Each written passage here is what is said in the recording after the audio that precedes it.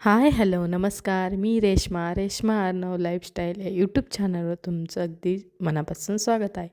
तर हा माझ्या मामाच्या गावचा व्हिडिओ आहे आणि खूप दिवसांनी 5-6 वर्षांनी मी मामाच्या गावी गेले आणि छान डोंगरवरती आणि त्याच्या कुशीत थोड्याशा खाली कुशीलाच लगत त्यांचं छोटीशी वस्ती आहे आणि मामाची इथं दुग्ध व्यवसाय म्हणजे भरपूर अशा ह्या गाया आहेत. 50-60 गाया, छोटे वासरं असे बरंच आहे आणि सगळं त्यांचं दूध उत्पन्नाचं, परत सोबतच शेती, त्यासोबतच आपले डाळिंबाच्या बागा आणि हे सगळे मुक्त गोठा आहे आणि योग्य रीतीने तिथंच पाण्याचा हौद, लहान वासरांसाठी वेगळं एक कॉलम केलेला आणि छान असं मुक्त गोठा होता. ज्यांना गायींना पण पाणी जेव्हा वाटेल तेव्हा पिऊन यायच्या आणि ह्या जर्सी गायींचा मुक्त गोठा आहे आणि असं काहीतरी वेगळं आणि मग दूध पण काढण्यासाठी मशीनीत किंवा हाताने म्हणजे दोन्ही प्रकारे आणि स्वतःची डेअरी असल्यामुळं त्यांच्या भरपूर अशा गाया आहेत.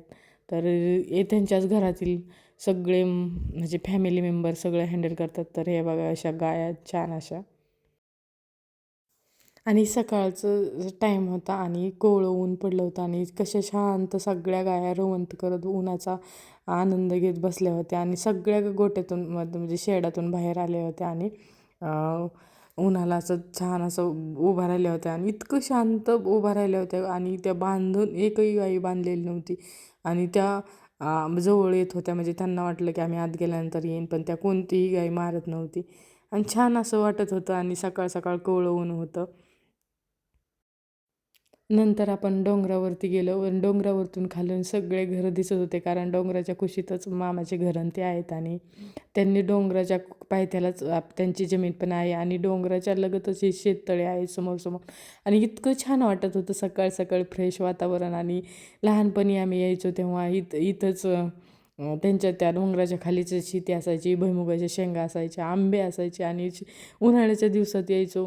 म्हणजे शक्यतो जास्त येत नव्हतं कारण आम्ही पण असं म्हणजे आमच्याकडं पण गायांती होत्या आणि ही छान असो आणि मोठे मोठे डोंगराच्या खाली पायथ्याला झाडे होती आंब्याची आणि आंबे नेण्यासाठी किंवा नाही का डोंगरावरती येऊन तिथं लहानपणी गुरे बिरे चारायचे छान वाटायचं. आता ती जागा कमी केली आणि तिथं शेततळं पण पाणी साठवण्यासाठी केलेलं आहे. ती आंब्याची झाडं बघा किती जुने जुने मोठे मोठे ते डेरेदार दिसतील ती सगळे आंब्याची झाडं आणि खाली असं तळ मोठं इकडे तिकडल्या साईडला. लहानपणीच्या आठवणी जाग्या झाल्या आणि तुम्हाला हा माझा छोटासा मामाच्या गावचा व्हिडिओ कसा वाटला? Bye bye.